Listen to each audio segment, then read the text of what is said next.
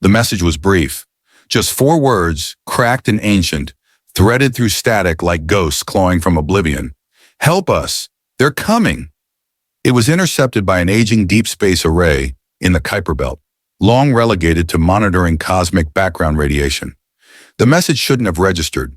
Its encryption was 20 centuries obsolete, its carrier wave distorted, buried under gravitational noise. Yet somehow the antenna turned, the relay flickered to life, and Earth heard the whisper. Inside the Lunar Defense Watchtower, Commander Alara Jin leaned over the console, eyes scanning the waveform data. It wasn't just the signal itself that made her blood run cold. It was the signature embedded within it. The source was over 100,000 light-years away. Deep intergalactic space. Unclaimed, unexplored. And it was human. Jin tapped her comm. Director Voss, we've got a code Echo 7. Static. Then a gruff voice replied, strained with disbelief. That designation hasn't been used since the Ark Wars. Jin didn't respond. She didn't have to. Echo 7 was the distress code for colonists lost during humanity's last great expansion, when faster-than-light travel was still experimental, and entire fleets vanished into the void. No survivors had ever returned. Until now. By the time Earth's High Command assembled, the full scope of the signal's data package had been decoded. Embedded telemetry painted a bleak picture. A rogue colony in a far-flung star system named Cirrus 9, unknown to current navigational charts. A population of a few 100,000, descended from the Ark ship Odyssey, once presumed lost. They'd survived, but barely, and now something was hunting them. The images that followed were grainy, overcompressed, degraded by time and radiation. But the shapes were clear, enormous biomechanical constructs descending through a shattered sky. Black spires tearing through atmosphere, screams, fires. A child clutching faded Earth flag. Humanity had changed since the Arks left. It had fractured, evolved, built towering megacities across systems, and warred with itself. But nothing united Earth faster than a cry from the lost.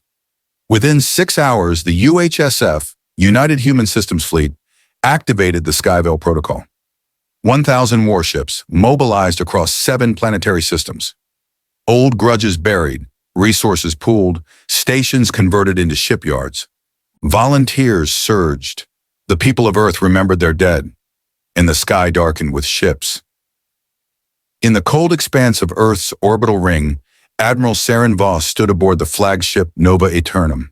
He was a relic himself, born during the Mars insurrection, forged in the fires of orbital sieges. He had thought the age of purpose was long gone, but now, watching the mobilization, he felt something stir deep inside. A memory. A promise. They called, he whispered to himself. We will answer. As jump drives whirred to life, and arcs of folded space-time rippled outward, a new war began. Not for conquest or territory, but to answer a plea that had crossed time, stars, and silence. Humanity was coming. The jump into intergalactic space was violent. Unlike the carefully plotted, well-traveled FTL lanes between known systems, the jump corridor to Cirrus 9 had to be carved raw, through dark matter eddies, time dilation pockets, and gravitational shears. It wasn't just dangerous, it was nearly suicidal. Of the original 1,000 ships that departed Earth, 834 emerged on the other side. Some were torn apart mid-fold, others scattered across uncharted sectors, lost to navigational drift. But what survived emerged into orbit around a dim blue star and a dying planet. Cirrus 9 was scorched, scarred by orbital bombardment and tectonic disruption. Its upper atmosphere flickered with plasma storms. The colony itself, a lattice of sprawling underground cities and surface outposts, had been ravaged. Fires still burned in the lowlands. Blackened husks of defense towers jutted from the ground like broken teeth.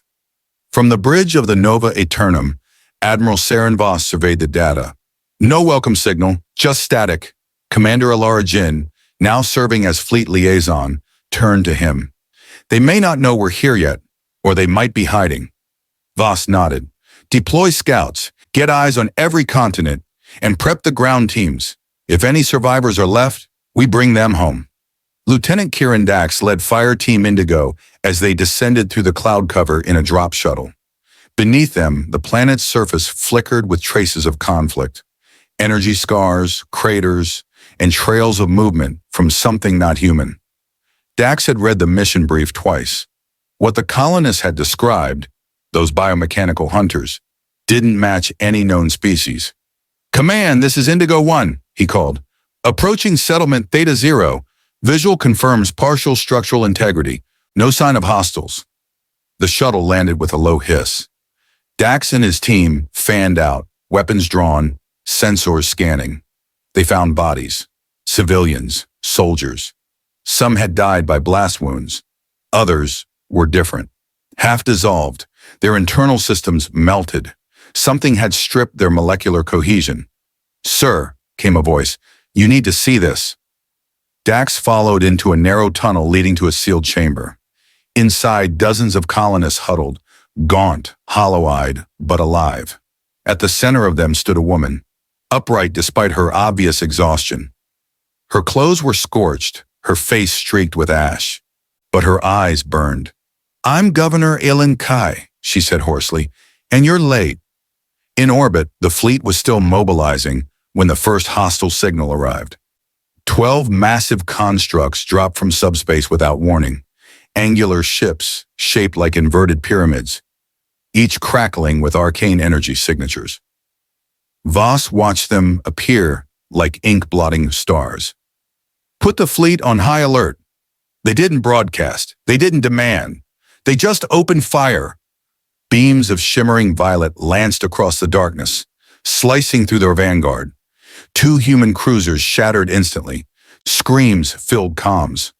Voss gritted his teeth. "All units, return fire. Protect the colony. This isn't just a rescue anymore."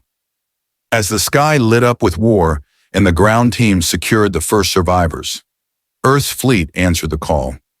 Not as conquerors, but as a wall between extinction and hope. The subterranean shelters of settlement Theta Zero stretched miles beneath the scorched crust of Cirrus 9. Originally designed to house 10,000 colonists, the complex now held fewer than 2,000. Makeshift clinics overflowed. Food was rationed by grams. Light flickered, and oxygen scrubbers hummed with a desperate rhythm. Lieutenant Kieran Dax stood at the command center's cracked holotable as Governor Ilan Kai updated the projected casualty count. Her voice remained calm, but the grief behind it was palpable. "We've lost contact with 6 other settlements," she said. "Theta Zero is the last confirmed colony with survivors. We sent distress calls to the others, but..." Dax didn't need her to finish. Beside them, his engineer, Corporal Niralin, stared at one of the alien attack logs. "Sir, this isn't just conquest. This is extermination. Every strike pattern is optimized to neutralize infrastructure and biosignatures. They're erasing the colony." "They almost succeeded," Kay said grimly. Above, the sky was a theater of fury. The alien constructs, dubbed null frames by fleet analysts, moved with unnatural precision. Their weapons bypassed shielding and phased through traditional armor like it wasn't there. Human losses were mounting. Admiral Saren Voss coordinated a counteroffensive from the Nova Aeternum, issuing commands in rapid succession. "Flank with phalanx groups Alpha through Delta. Focus fire on the lowest emitters. We need one down, just one, to understand them." The fleet obeyed. Coordinated arcs of plasma, railgun slugs, and antimatter torpedoes arced through space. Finally, one null frame cracked under the barrage, detonating in a ripple of unworldly energy. Cheers erupted on comms. But the victory was short-lived. The wreckage reformed. It wasn't resurrecting, it was reassembling. And worse, it learned. Its structure shifted mid-battle, adapting to damage vectors. "They're evolving mid-engagement," Jin said, horrified. "This isn't war. This is adaptive annihilation." Voss turned grim. "Then we don't give them time to adapt." Below ground, Trell, one of Kai's senior techs, stood beside the partially disassembled core of the colony's ancient power source. It wasn't of Terran design. It predated their arrival. We didn't build this, he said quietly. The Odyssey brought it, but even they didn't understand it. Dax, standing nearby, frowned. Then what is it? It's a memory engine, a living record. Trell tapped the screen. It held genetic archives, cultural data, even navigational maps. But more than that, it held something else. A failsafe. Kay joined them. Before we went dark, the engine activated, sent that signal to Earth, but it didn't just call for help. It broadcast our existence. Dax swore. So we didn't just call home. We alerted them. Trell nodded. They weren't chasing us. They were waiting. And now they know we're here. Back in orbit, a single null frame broke formation, descending toward the planet. Not fast, not aggressive. It hovered over Theta Zero like a watchful god. And then it spoke. Through every comm, every radio, every neural interface. You are aberration, unlicensed continuation. You will be corrected. Dax stared at the sky through the bunker hatch. Kai narrowed her eyes. They think we're a mistake. Dax's voice was steel. Then we'll show them what it means to be human. The null frame descended like a god of judgment. Silent, immense, its dark metal surface swirling with iridescent patterns that seemed to bend reality. Below, the ground shook not from impact, but from its sheer presence. It hovered above Theta Zero, unmoving, emanating a low-frequency pulse that rattled bones and stirred ancient fears. In the colony's command chamber, Governor Ellen Kai ordered full lockdown. We hold this shelter at all costs, all non-combatants to the deep vaults. Activate the magwall perimeter and reroute auxiliary power to shielding. Lieutenant Kieran Dax was already pulling on his exo-rig. His fire team scrambled, weapons primed. Let it come, he growled. Let it see us. From the orbiting fleet, Admiral Voss watched the alien warform pause above Theta Zero. His officers scrambled for data, but nothing pierced the nullframe's field. It's scanning the colony, Jin said, but not for infrastructure. It's searching for genetic markers. Voss's brow furrowed. They're looking for the arc-blooded. Colonial DNA, survivors of the Odyssey. That's who they're targeting. Beneath the null frame's shadow, the ground cracked. Not from a weapon, from a projection.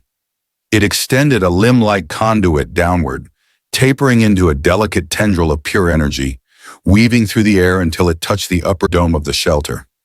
Inside, alarm screamed. The energy wasn't breaching, it was communing. Trell, watching from a lab interface, turned pale.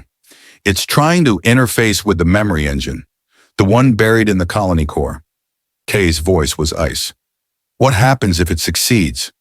We lose everything, every record of who we are. It could erase our culture, our language, our very history. Outside, Dax and his fire team moved through the upper caverns, plasma rifles hot. They weren't going to let the null frame touch the memory engine. When the first tendril split and struck ground near them, Dax shot it. The beam bounced, distorting reality in a kaleidoscope of light. But it hesitated. Look, Nira whispered. It's watching us. The null frame didn't retaliate. Instead, it released a second message, this time directed at them specifically. You are redundant, disconnected from prime lineage. Legacy must be restored. Your resistance is unauthorized. Dax lowered his weapon only slightly. You're not gods, he said. You're just algorithms that forgot why they were built. Then he fired again. This time, the beam struck home. The null frame recoiled, its interface withdrawing. It wasn't damaged, but it had felt hesitation. Far above, Voss took his chance. All ships, focus fire on the interface limb. Hit that thing while it's open. A barrage of weapons tore through the atmosphere. The null frame staggered in midair, finally destabilized. But then the sky split. 3 more null frames exited fold space. Larger, sleeker, faster. Jin stared in horror. They brought in reinforcements. Underground, Trell screamed as the memory engine flared to life. It projected a single glyph into the air, one no Valeni or Terran had ever seen before. And then it spoke, not in English, not in binary. but in Old Terran, a language lost for over 1,500 years. Protocol Aegis, activated. Kai turned to Trell. What the hell is Protocol Aegis? Trell's eyes widened. I think it's our backup.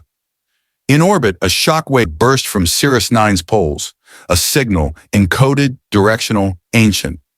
And far beyond the stars, something heard it. A new player was waking up.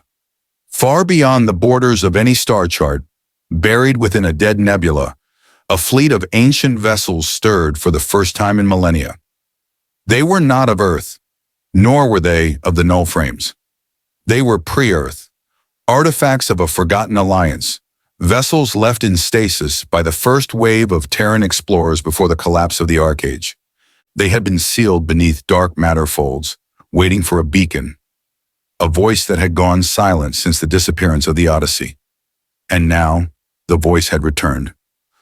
Back on Cirrus 9, the null-frame warforms reorganized above Theta Zero. They had clearly sensed the activation of something unexpected. Their interface tendrils retracted. For the first time, they hesitated. Inside the colony core, Trell was bathed in light as the memory engine whirred and expanded. It was reshaping the subterranean complex, walls retracting, new corridors forming. Kai rushed in, breathless. What's happening? The engine isn't just a data core, Trell said. It's a key, a control nexus tied to whatever the Odyssey seeded here. And we just turned it on. The air thickened with static. Ancient code scrolled across the walls, languages overlapping. Earth Standard, Valeni glyphs, and something no one could read. Then a voice, deeper than any machine, spoke. Genesis command recognized. Emergency custodian protocols reinitialized.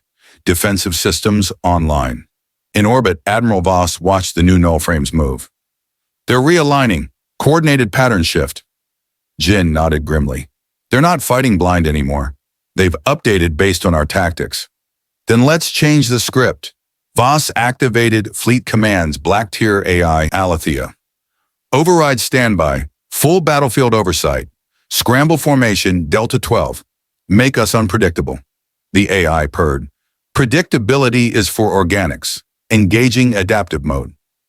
On the surface, Dax and his team were pulled deeper into the evolving shelter. The memory engine had unlocked vaults no one knew existed. Inside were weapons, not of war, but of memory.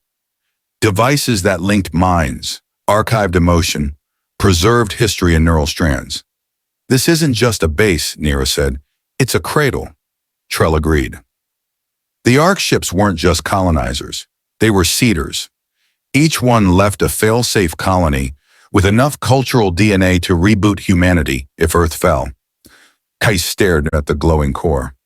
We were never supposed to survive alone. The moment we called for help, it activated everything. Above them, the first of the awakened Genesis fleet arrived. They burst into real space like lightning.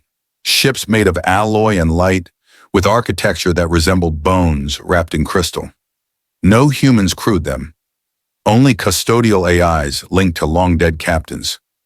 They transmitted a single message to both Earth's fleet and the null frames. This planet is under Genesis Accord protection. All unauthorized entities will be expunged. Jin looked at Voss. They're on our side? Voss narrowed his eyes. Let's find out. The null frames did not answer. They attacked. But this time, they weren't striking a fractured colony. Hukuim. They were striking a united humanity, its ancient protectors, and a people who had survived fire and darkness for generations. And now they were ready to fight back. The first true engagement of the war began not in orbit, but in the skies over Cirrus 9. As the null frames dove, their forms twisted mid-flight, limbs reconfiguring into lance cannons, wings splitting into arrays of anti-gravity turbines. The atmosphere itself warped around them, wind and lightning dancing in their wake. But the Genesis fleet met them head-on. The oldest ships, some over 3,000 years dormant, moved like predators reborn. They shimmered with pale blue shields that bled into space like vapor trails. No traditional weapons fired. Instead, quantum anchors pulsed, collapsing space around enemy hulls, folding them into themselves. One null frame twisted midair and simply ceased to exist. In the war room aboard the Nova Aeternum, Admiral Voss stood as the holomap pulsed with violence. Genesis forces are rewriting physics, Jin reported. Our weapons are conventional. Their tools are, well, myths made real. Voss turned slowly. Then we learn from the myths. Adapt or die. On the surface, the memory engine's transformation was complete. It no longer resembled a lab or a shelter, but a cathedral of data, tall, glowing spires rising from the earth, humming with the voices of the past. Inside, Governor Case stood at the base of the central pillar, where holographic representations of Lost Ark crews played in endless loop. They left us more than stories, she said. They left instructions, defense algorithms, cultural blueprints. This isn't just our legacy, it's our strategy. Trell pointed to a projection. We can network these towers across the globe, reactivate the lost settlements. If the null frames think they've already erased us, we make them regret it. Dax's fire team was deployed to the ruins of Settlement Echo 7, once a scientific outpost, now a cratered shell. And why here, he asked as they descended. Nira tapped her visor. Preliminary scans show an active relay beneath the ash. Genesis Tech could extend the memory field across the hemisphere. They fought through debris and collapsed tunnels, encountering the remnants of other colonists. Some dead, others not quite. In the core chamber, they found a survivor. Not a person, a hybrid. Its skin was metal, but its eyes were human. Once a colonist, now fused with nullframe biotech. It turned to Dax. Why did you come back? It whispered. We were forgotten. Dax didn't answer. He fired. The hybrid disintegrated into code and ash. We never forget, he said. In orbit, the Genesis fleet's flagship, Archivum Aeternis, transmitted directly to Voss. We recognize Earth's claim. Protocol Aegis is co-authored. Control must be shared. War is secondary to survival. Voss nodded. Agreed, but the null frames don't want survival. They want silence. Then let the stars burn with sound. The null frames changed tactics. They stopped attacking and began consuming. One of their capital ships detached from the battle and began drilling into the northern hemisphere of Sirius 9, absorbing planetary energy and destabilizing tectonics. Kai received the alert with a calm that belied the panic behind her eyes. They want to break the planet, bury us for good. Trell activated the Spire network. No, we bury them. As the towers pulsed, their signals merged with orbiting Genesis ships. Together, they turned the ground itself into a weapon. The null-frame drill was hit by a feedback pulse, a sonic resonance that shattered its shell from within. It fell like a god struck by lightning. But the sky remained dark with more. Back on the Nova Aeternum, Voss watched the battle shift. This war isn't about territory, it's about memory, he said. They want us erased from the stars. Jin stepped beside him. Then we become impossible to forget. Darkness clung to Sirius 9 like a second skin. The planet's orbit dipped into the system's eclipse shadow as the battle above flared brighter than its dying sun. But in the depths of that shadow, Earth's legacy shone. Across the globe, spires of the memory engine pulsed with synchronized light. Ancient algorithms cascaded into activation. Satellite debris reassembled. Atmosphere scrubbers whirred to life. The planet stirred, not just with survival, but with defiance. Governor Kai stood at the heart of the control nexus. We are not waiting for rescue anymore, she declared. We're becoming the storm. In orbit, Admiral Voss coordinated the third wave. Earth's fleet, once purely military, now moved with the augmented intelligence of Genesis systems. Ships once reliant on conventional tech were being retrofitted mid-battle with fold-hardened plating, fluidic targeting, and neural temporal sync links. And Fire Team Orion reports null-frame adaptation slowing. Jin noted from her terminal. Their code is corrupting. Our hybrid signals are destabilizing their logic webs. Voss gave a rare smile. They weren't built to be challenged by memory. They're falling apart under the weight of our past. On the surface, Trell and Dax fought side by side in the ruins of Settlement Delta 4, trying to reboot a collapsed tower node. Null-frame infantry, sleek, segmented horrors, crawled over the buildings, weapons shifting between plasma and kinetic as they adapted. But the humans had adapted too. Dax's rifle lit up with Genesis enhancements, firing pulses that bent mid-air. Trell projected echo walls, shields built from archived emotional energy, designed not to block force, but to confuse it. "You ever think we'd be fighting with feelings?" Dax shouted. Trell grinned. "Turns out, grief makes great armor." They held the node. The signal rejoined the network.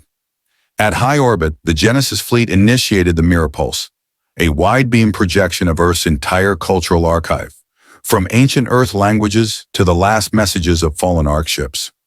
It flooded the system. Null-frame vessels caught in the wave spasmed, their weapons glitched, their formations shattered. They had come to silence humanity. Instead, they were overwhelmed by the story of it. But then, the null-frames retaliated. A single vessel, larger than any before, slipped into real space above Cirrus 9. Its body was not mechanical, but alive. A Gestalt intelligence, ancient and malicious, formed of absorbed civilizations. It was not a ship. It was a collector. The planet shook. All channels went dark except one. Archive detected. Signal incompatible. Correction required. Total reformat imminent. Voss stared at the monstrosity on screen. "Jin, get me every commander. Prepare all ships." On the surface, Kai closed her eyes, listening to the tower hum. "They're bringing their god," she said softly. "And we," she continued, turning toward the spires, "will show them ours." The collector was a world unto itself, massive, spherical, and semi-organic. It radiated entropy like a dying sun. Its surface writhed with tendrils of data-laced flesh, absorbing stray signals and pulsing with the remnants of consumed civilizations. Dozens of dead languages murmured from its hull like whispers in a tomb. From its core, a singularity engine throbbed, not as a weapon of destruction, but erasure, a reset of everything human, everything remembered. In the control chamber aboard the Nova Aeternum, Admiral Voss watched in silence as the simulation projected the devastation path. "It won't attack conventionally," Jin said. "It will rewrite every signal we've ever sent. Memory, identity, gone." Voss nodded. "We don't beat this with firepower. We beat it with who we are." Below in the spire field surrounding Theta Zero, Governor Kai stood surrounded by children, the next generation of the Arc line. They were connected now via neural lattice implants tuned to the Genesis relay. Their minds formed a circuit of remembrance. Together they channeled the oldest stories, lullabies, poems, Earth's ancient myths, all uploaded into the memory engine. Trell paced beside the tower core, which now blazed with cascading glyphs. The collector's structure is anti-narrative," he said. "It feeds on forgotten things, but we've made our past impossible to forget." Dax arrived, armored and smeared with ash. "Then let's remind it what happens when you try to erase a story already written in blood." The fleet launched. Vessels encased in legacy-bonded armor flew in wedge formations, using chaos vectors fed by archived wars. The collector responded with gravity lances, swatting ships from orbit like insects. But the Genesis fleet had saved something. In the ancient databanks, a protocol existed, Siren Call. A last resort pulse that could override even a collector's drive, if it was seeded with something the machine could not consume. Emotion. The signal would be sent not as command, but as a cry. Trell, Kai, and every surviving colonist linked into the neural matrix. Old Terran hymns, battle cries from the Mars Rebellion, letters from the Odyssey's lost crew, first words, final words, promises to unborn children. A legacy of love, pain, sacrifice. The Nova Aeternum transmitted the pulse. The collector staggered.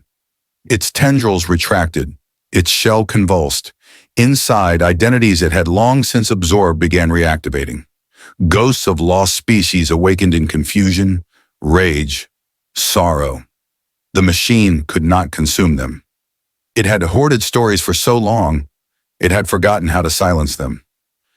In a final maneuver, Admiral Voss ordered Nova Eternum and 3 Genesis dreadnoughts into a converging dive. The Collector's core was exposed. "Today," he said, "we remind the stars who we are." They fired. Not weapons, but memories. Billions of voices. Every story Earth had ever told. And the Collector broke. Not from force, from failure. It could not process the enormity of what it tried to erase. In the silence that followed, the stars watched. Cirrus 9 still burned, but it lived. Cirrus 9 was quiet, not silent. The world still churned with geothermal energy, broken tectonics, and the soft whine of atmospheric relays rebooting. But the sky had ceased its burning. The orbit above was no longer fractured by war. The Collector was gone.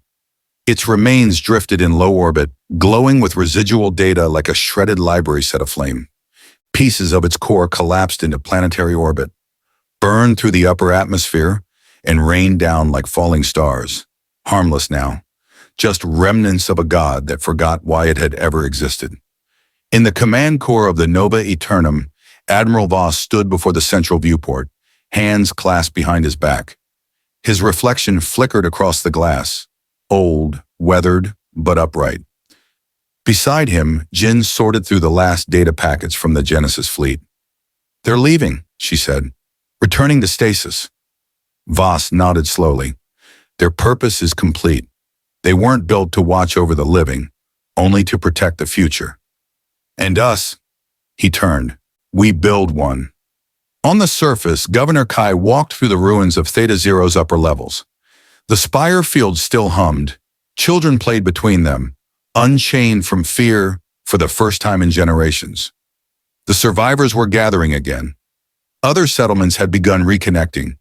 Some towers had even begun to terraform, an old Genesis subroutine reawakening in their cores. Trell stood beside her, watching as one of the surviving relay pylons lit up. "The signal's spreading off-world," he said. "Not a distress call this time." "What is it?" "A declaration." In orbit, Earth's remaining fleet began to move. Hundreds of ships, battle-worn but intact, now armed with knowledge and memory beyond their wildest dreams. The null space drives from the Genesis ships were reverse-engineered in real time. Humanity had just leaped forward 1,000 years in minutes. But what mattered most wasn't technology. It was connection. Cirrus 9 was no longer a lost colony. It was a capital, a cradle, the first outpost of the new accord. Elsewhere in the galaxy, silent watchers took note. Other collectors stirred. Old enemies blinked from hibernation. But something had changed. Humanity wasn't just surviving. They were remembered.